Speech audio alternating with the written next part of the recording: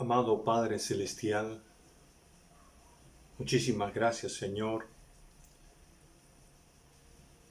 porque tenemos este privilegio tan grande de entrar a tu misma presencia, de acercarnos a ese trono alto y sublime donde tú estás sentado y tener la oportunidad de hablar contigo, de expresarte, Señor, nuestra adoración, nuestra alabanza, nuestra gratitud por todo lo que tú eres, por todo lo que tú dices, por todo lo que tú haces. Venimos, Señor, con nuestros corazones delante de ti, para que tú, Señor, sigas extendiendo tu mano y bendiciendo nuestras vidas. Al abrir tu palabra en esta mañana, Señor, rogamos que el Espíritu Santo ilumine nuestro entendimiento y podamos recibir tu palabra y podamos ser edificados, consolados y animados. Bendícenos, Señor, con ella.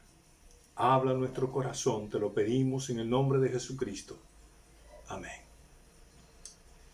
Dios me los bendiga, mi amada iglesia del Callao. Espero que todos se encuentren bien, hermanos, hermanas. Saben que estamos orando constantemente por cada uno de ustedes. Hoy, con mucha tristeza en el corazón, tenemos que expresar nuestras más sentidas condolencias a nuestra pastora Yesenia Lumbre de Aguirre y a toda la familia Lumbre Farroñay, porque hace unos días atrás nuestra querida hermana Clarisa partió a la presencia del Señor. Era algo que realmente nos sorprendió. Pero Dios es el que sabe todas las cosas. Y queremos solamente expresarles nuestras más sentidas condolencias a toda la familia Farroñay, a toda la familia de su sierva, que estamos con ellos, que estamos con cada uno de ustedes, que lloramos con ustedes, que sentimos el vacío por la pérdida de ese ser querido.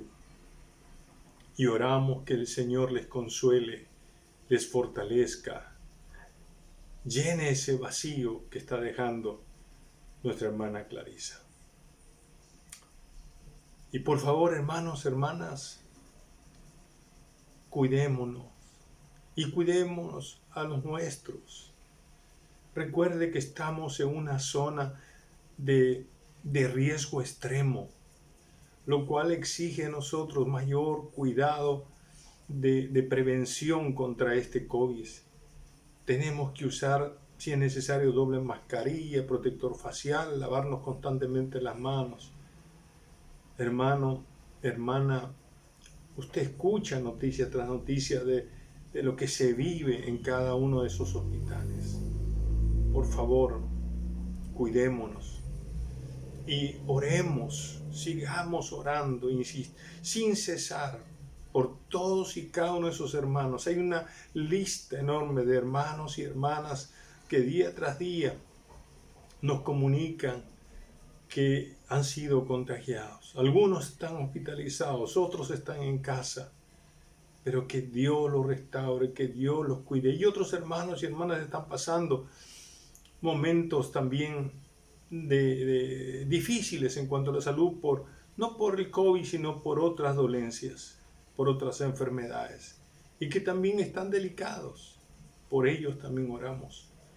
Pero oramos y pedimos con todo nuestro corazón que Dios tenga misericordia de nosotros, que Dios tenga misericordia de esta humanidad. Esa es nuestra oración, y este día lo estamos dedicando a eso, a buscar a Dios en oración y ayuno para que Dios tenga misericordia de nosotros. Prepare su corazón para esto. Muy bien, hoy queremos, hermanos, hermanas, queremos iniciar una nueva serie, una serie breve que le hemos titulado Una cosmovisión bíblica para votar. Sabemos que el 11 de abril, o sea, el próximo mes, tendremos nuestras elecciones presidenciales y congresales. Es decir, quedan solamente 35 días para que nosotros emitamos nuestro voto. Y yo no sé si usted ya sabe por quién va a votar, pero la pregunta para mí más importante es ¿por qué va a votar? Porque algunos votamos por la influencia de nuestros familiares, de nuestros amigos, otros votamos porque de repente formamos parte de algún partido político, otros votan también en un sentido por inercia, porque es una obligación, ¿no es cierto? Otros votan quizás porque les simpatiza un candidato y otros votan para no pagar la multa. Como fuera,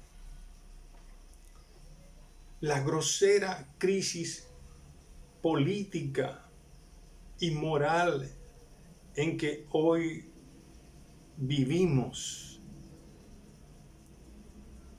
debe hacernos a nosotros más conscientes de dar un voto más responsable. Aunque nuestra ciudadanía está en los cielos, todavía estamos en la tierra y somos ciudadanos de este país, somos ciudadanos peruanos. Y conforme a la Constitución peruana, se nos impone, se nos obliga a votar. Y como cristianos y cristianas tenemos que obedecer las autoridades. Así que tenemos la responsabilidad de emitir un voto para elegir a un presidente y para elegir a un Congreso. En los últimos años, la realidad política o la realidad de los políticos ha ido en detrimento. Hemos caído en una situación bastante difícil, ¿verdad? En una situación crítica, yo diría. Así que creo que debemos, hoy más que nunca, tener una cosmovisión bíblica que nos ayude a votar respaldando los pensamientos y los valores que se alineen al carácter de Dios. Por eso, con mucha humildad, quiero invitarles que en los próximos domingos nos acerquemos a la palabra de Dios, al escrito está, nos acerquemos al escrito está y podamos descubrir esa cosmovisión bíblica que nos ayude a dar un voto bien pensado. Cuando hablamos de una cosmovisión bíblica para votar, hablamos de tener una idea, una figura general de los conceptos, principios y valores que la Biblia revela cuando uno elige a un gobernante o alguna autoridad. Cosmovisión significa la manera de ver e interpretar el mundo. Pero detrás de esa cosmovisión están precisamente opiniones, conceptos, valores, principios que una persona ha ido acumulando y desde esa información que ha ido asimilando, pues mira el mundo, mira la realidad de las cosas de una manera, las interpreta de una manera. Por ejemplo, nosotros como cristianos miramos este mundo con una cosmovisión creacionista. Esto significa que nosotros creemos que Dios hizo todo el mundo, todo el universo, todo lo que hay aquí, Dios lo hizo con el poder de su palabra. Pero hay otras personas que miran el mundo con una cosmovisión evolucionista, es decir, creen que el mundo fue creado, ¿verdad?, por la evolución de la materia, del átomo, ¿verdad? Algunos piensan que venimos de ciertos animales o de una explosión, ¿no es cierto? En fin, esa es la cosmovisión, es decir, la manera de ver e interpretar las realidades, teniendo detrás de eso, por supuesto, conceptos, ideas, opiniones, valores, etcétera, etcétera. Y nuestra tarea como cristianos y cristianas es interpretar y ver la realidad, vamos a decir así, de estas elecciones desde una perspectiva bíblica. Para el cristianismo, nuestra cognición de la realidad de las cosas es a partir de lo que la Biblia dice. Grábese esto. Para el cristianismo, nuestra cosmovisión de la realidad de las cosas es a partir de lo que la Biblia dice. Por eso queremos descubrir de una manera general los conceptos, principios, valores que la Biblia revela para elegir a un candidato, para elegir a un gobernante, a una autoridad, con esta cosmovisión, por supuesto, bíblica. Y quiero comenzar esta serie de estudios, esta breve serie de estudios, con un concepto que debe ser fundamental para nosotros. Fundamental. Porque yo creo que de aquí parte todo. Y este concepto es que Dios es el gran gobernante de todo. ¿Cuántos dicen amén? Dios es el gran gobernante de todo. Mire lo que dice el Salmos 103, versículo 19. Jehová estableció en los cielos su trono, y su reino domina sobre todos. Y la Nueva Traducción Viviente dice, el Señor ha hecho de los cielos su trono, desde allí gobierna todo. La Biblia enseña categóricamente que Dios puso en los cielos su trono. Esto indica que Dios es un gobernante, es el Rey de los cielos porque tiene su trono, tiene su asiento individual y elevado que habla de su dignidad y de su autoridad allá en los cielos. En segundo lugar, enseña que Dios desde el cielo gobierna todo lo que existe. Dios como el gran gobernante desde el cielo conduce, dirige, administra y controla todo. Y todo es todo. Todo lo que existe en el universo. Él gobierna lo celestial como lo terrenal. Él gobierna a toda jerarquía angelical como también a todo gobierno humano, a todo gobierno terrenal. Él gobierna los imperios, los reinos, los países, las naciones, ¿verdad?, de esta tierra. Nada escapa de su gobierno, nada escapa de su control, nada escapa de su administración. Así pues, Dios es el gran gobernante de todo, de toda la creación. Él la dirige, Él la administra, Él la controla, todo desde su trono que está en los cielos. Amén. Así que ahí está el principio. Dios es el gran gobernante de todo lo que existe. Y esto está ratificado por el profeta Daniel. En el capítulo 4 de Daniel, 4 veces se dice esta verdad, lo cual significa que esto es un sí rotundo, que esta es una verdad categórica, que no podemos cuestionar esto.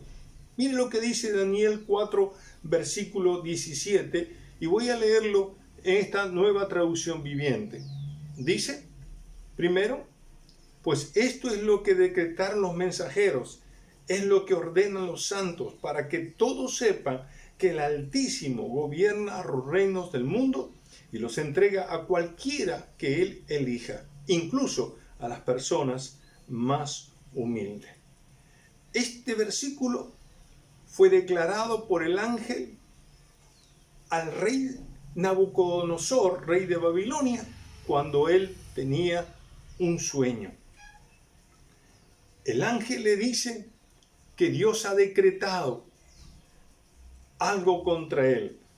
Él tendría una mente y un cuerpo de un animal por un tiempo, con el fin de que todos los seres vivientes sepan que Dios el Altísimo gobierna los reinos del mundo. En otras palabras, está diciendo que Dios ya le estaba avisando por sueños a este rey que no se olvide que Dios es el gran gobernante de todo. En el versículo 25 del capítulo 4 de Daniel va a decir por segunda vez esta misma verdad. Usted será expulsado de la sociedad humana y vivirá en el campo con los animales salvajes. Comerá pasto como el ganado y el rocío del cielo lo mojará. Durante 7 periodos de tiempo vivirá de esta manera, hasta que reconozca que el Altísimo gobierna los reinos del mundo y los entrega a cualquiera que él elija. En esta oportunidad lo declara el mismo profeta Daniel al rey Nabucodonosor cuando él está interpretando el sueño. Nabucodonosor fue a consultar a Daniel qué significa este sueño, y Daniel interpreta, claro, con mucho temor, porque esto era una sentencia dura para el rey, pero se lo interpreta y lo declara. Y le dice lo mismo que el ángel le ha dicho en el sueño. ¿Sabes qué? Vas a ser separado de la humanidad y vas a convertirte como un animal por un tiempo, hasta que reconozca, le dice. Ya no todos los seres vivientes, como dijo el ángel, para que todos sepan que hay un gobernante sobre todo gobierno, sino que él mismo reconozca que Dios, el Altísimo, es el que gobierna los reinos del mundo. En otras palabras, que Dios es el gran gobernante de todo. En el versículo 31, en el versículo 26, el versículo siguiente de Daniel 4 va a decir lo mismo cuando dice: sin embargo, quedaron en la tierra el tocón y las raíces del árbol. Esto significa que usted recibirá nuevamente el reino cuando haya reconocido que es el cielo el que gobierna. Qué linda expresión, cuando es el cielo el que gobierna. Por segunda vez el profeta Daniel, interpretando el sueño del rey Nabucodonosor, le va a decir lo mismo. Y le va a decir lo mismo. La sentencia está dada, el decreto está dado. Vas a salir de esta humanidad por un tiempo y vas a volverte como un animal. Hasta que reconozcas que es el cielo que gobierna. En otras palabras, que es Dios el gran gobernante de todo. Y en el versículo 31 y 32 va a decir por cuarta vez lo mismo. Y dice: mientras estas palabras aún estaban en su boca, se oyó una voz desde el cielo que decía: Rey Nabucodonosor, este mensaje es para ti. Ya no eres gobernante de este reino. Serás expulsado de la sociedad humana. Vivirás en el campo con los animales salvajes y comerás pasto como el ganado. Durante 7 periodos de tiempo vivirás de esta manera hasta que reconozcas que el Altísimo gobierna los reinos del mundo y los entrega a cualquiera que él elija. Esta es la cuarta vez que se repite lo mismo. Y esta cuarta vez ya no lo dice el ángel, ya no lo dice el profeta Daniel. Entendemos que esa voz del cielo, que es que el rey Nabucodonosor escucha, es sin lugar a dudas la voz de Dios. Es Dios mismo que le dice: ¿sabes una cosa? Vas a ser expulsado de la sociedad humana y te vas a convertir en un animal. Vas a ir al campo, vas a comer el pasto, vas a sufrir el rocío que va a caer sobre ti. Y Nabucodonosor, pues dice la escritura, que comienza a tener pelo por todo el cuerpo, realmente como un animal. Y esto le dice hasta que reconozcas que Dios el Altísimo es quien gobierna los reinos de este mundo. Dicho de otra manera, hasta que reconozcas que Dios es el gran gobernante de todo, el gran gobernante de todo lo que existe. Este concepto o principio debe estar muy presente cuando vamos a elegir a una autoridad. Dios, el Altísimo, es el gran gobernante de todo, de los reinos celestiales como también de los reinos terrenales. Mi amado hermano y hermana, si vamos a tener una cosmovisión bíblica, yo creo que esto es lo fundamental. Dios sigue siendo el gobernante de todo. Amén. Él es el que controla, Él es el que administra, Él es el que supervisa, Él es el que gobierna, cuida todo esto, mi querido hermano y hermana.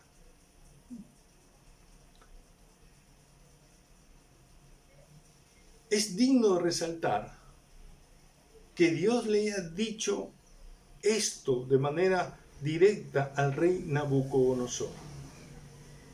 ¿Por qué? Porque sencillamente, mi querido hermano y hermana, el rey Nabucodonosor en ese momento era el rey más poderoso de la tierra.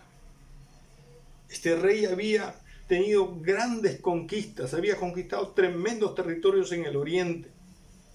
Este rey había conquistado muchos botines, muchas riquezas. ¿Sabe cómo era representado el reino de Babilonia? Era representado por el oro. Es decir, todo su palacio, todo su reino estaba bañado literalmente de oro. ¿Sabe que la historia dice que hasta las paredes del palacio estaban de oro, eran de láminas de oro? Los jardines colgantes, los famosos jardines colgantes de oro. Los leones que tenía, había construido unos leones a la entrada de su palacio de oro puro. Es decir, el oro era como el pan de cada día, por decir así, en el reino babilónico. El rey Nabucodonosor fue considerado rey de reyes. Fíjese, rey de reyes. Pero este rey creyó que era el rey más poderoso, más imponente en todo lo que hacía. Pero se olvidó. Él pensó que era su habilidad, él pensó que era su capacidad militar que tenía. Él pensó que era la riqueza lo que lo había hecho grande y poderoso. Pero se olvidó, como dice Daniel capítulo 2, verso 33, que fue el Dios del cielo que le había dado reino, poder, fuerza y majestad. Y por esa razón es que Dios lo humilla y le dice: vas a irte ahora de la humanidad y te vas a comenzar y vas a convertirte en un animal. Hasta que entiendas, hasta que te des cuenta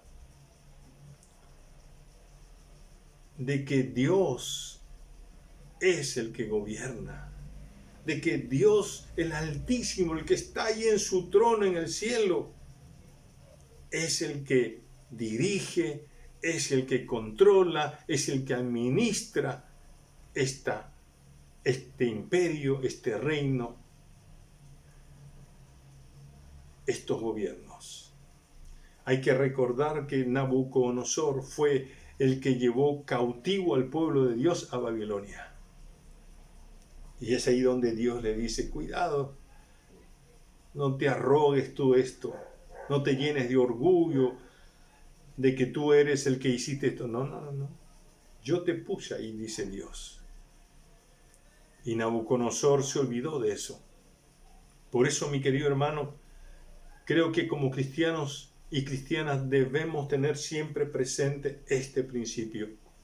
Y este principio significa que nosotros debemos siempre tener presente que Dios es el gran gobernante de todo. Amén. ¿Qué descubrimos? ¿Qué verdades descubrimos para votar al conocer este principio? Muy bien, quiero solamente mencionar dos. Primero, es que la teocracia está sobre todo gobierno terrenal. La teocracia está por encima de todo gobierno celestial o terrenal. La teocracia no es otra cosa que el gobierno de Dios. Es la dirección, el control, la administración de toda la creación por parte de Dios. Y está por encima de otro gobierno, de la monarquía, de la autocracia, de la democracia, del totalitarismo. Está por encima de todos los gobiernos. Dios, en su soberana voluntad, permite que estos tipos de gobierno, pero que al final Él es el que tiene el control y el gobierno de la historia de toda la humanidad. Recuerde bien eso. La teocracia se expresó literalmente en el pueblo de Dios. Desde que el pueblo de Dios, Israel, salió de Egipto, la teocracia se evidenció con mayor claridad. Dios estaba dirigiéndoles, Dios les estaba dando instrucciones, leyes, estatutos, para que ellos pudieran vivir como una comunidad que pertenecía a Dios. La teocracia exigía la obediencia a Dios, la sujeción a Dios.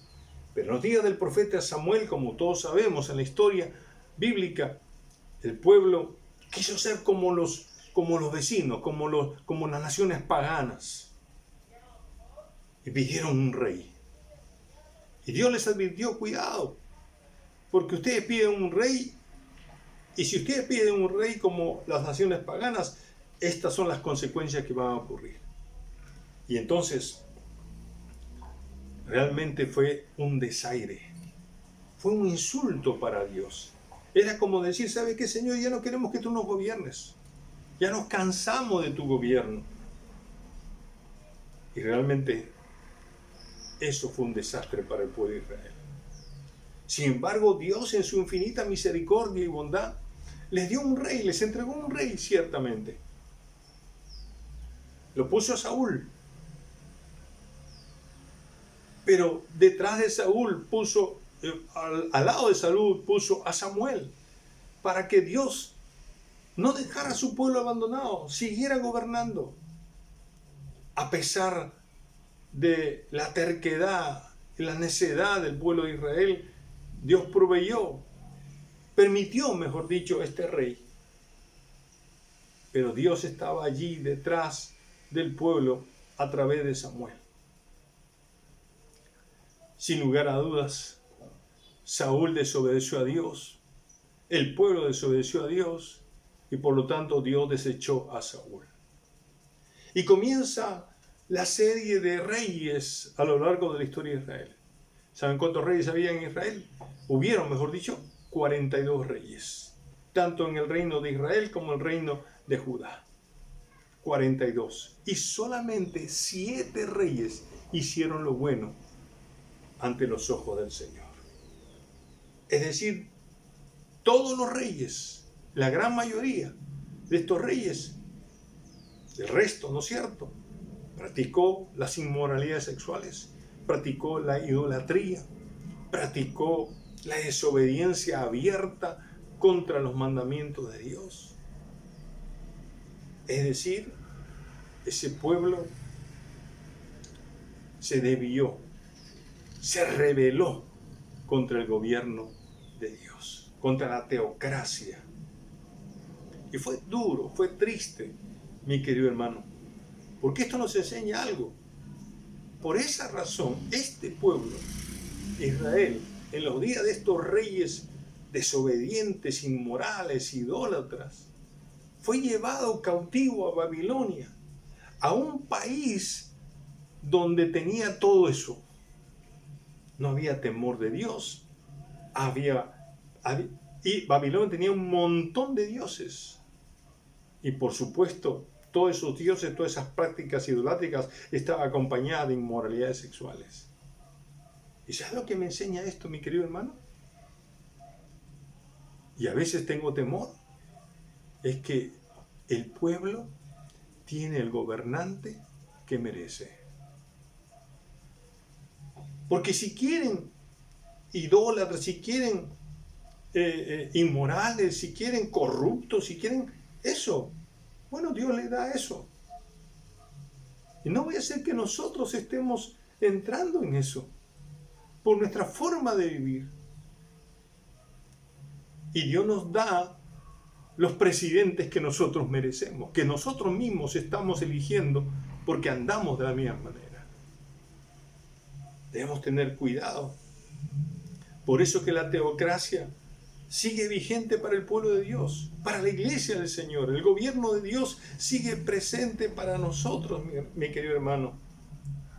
Pero si somos desobedientes, si comenzamos a meter ídolos en el corazón, si comenzamos a practicar inmoralidades asolapadas, ocultas, si estamos engañando a otros, hurtando a otros, estamos mintiendo a otros, cuidado, porque no vaya a ser que eso es lo que queremos, un presidente que nos mienta, que nos robe, que nos lleve a la inmoralidad.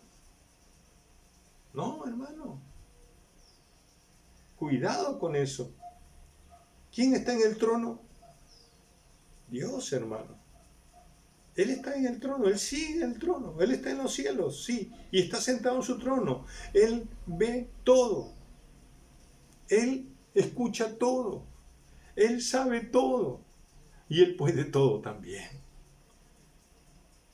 Por esa razón, mi querido hermano, como iglesia del Señor, la teocracia está vigente. Dios sigue sentado en su trono en los cielos y de allí sigue dirigiendo, controlando, supervisando y administrando todo, usando a los tipos de gobierno que están en turno y que cada pueblo elige por su permiso, vamos a decir así. Esta es la primera lección. La teocracia está por encima de todo otro gobierno. Pero en segundo lugar, la teocracia se basa en el carácter de Dios. Como verás, Él como el gran gobernante del universo, mi querido hermano, no tiene asesor, no tiene consejeros, no tiene quien le tiene que decir esto es bueno, esto es malo. No, es su carácter, el carácter de Dios, lo que garantiza sus decisiones, lo que garantiza lo que es bueno y malo. ¿Por qué? Porque primero que nada, mi querido hermano, Dios es 3 veces santo. Por lo tanto, Él no es corrupto. Él es transparente, Él es limpio, Él es puro, Él es libre de toda mancha, Él es irreprensible. En segundo lugar, Dios es amor y por lo tanto su amor se expresa en misericordia, en compasión, en bondad, en benignidad. Él siempre está pensando en lo mejor para ti y para mí. En tercer lugar, Dios es fiel. Él nunca te va a engañar. Lo que Él te dice, Él lo va a cumplir. Lo que Él dice, lo va a hacer. No, ninguna de sus palabras va a quedar en el olvido, ni va a caer a tierra, como diríamos. Todo lo que Él dice, lo va a cumplir, porque Dios es veraz. Dios es fiel y veraz. Y en cuarto lugar, Dios es justo. Dios ama la justicia, la equidad. Porque Él sabe que la justicia siempre va a traer como fruto la paz. Él da a cada uno conforme a sus obras. Por eso, mi querido hermano, qué importante es que tú y yo entendamos que es el carácter de Dios que hace posible una teocracia que realmente merece nuestra sujeción, nuestra alabanza, nuestro respeto. Todo esto revela una vez más que Dios, el Altísimo, es el mejor y más grande gobernante que existe y que por eso debemos sujetarnos a Él, debemos sujetarnos a su dirección, debemos sujetarnos a su control, a su administración, a su supervisión. El primer concepto, principio que debemos tener siempre presente como cristianos y cristianas para votar, como ciudadanos de este país, es que Dios es el gran gobernante de todo lo que existe. La teocracia está por encima de todo gobierno y se basa en su carácter. Dios gobierna desde su trono, que está en los cielos. Él ve todo, sabe todo y puede todo. Recuerde, Él sigue gobernando los reinos o países del mundo y permite los gobiernos de turno, pero espera que su iglesia se alinee a su voluntad y carácter. Entonces, ¿qué nos toca hacer para votar de manera pensada?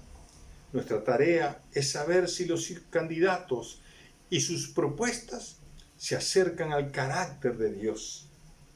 Y esta es una tarea, hermano, que tú y yo ahora, más que nunca, si vamos a hacer un voto bien pensado, tenemos que obligarnos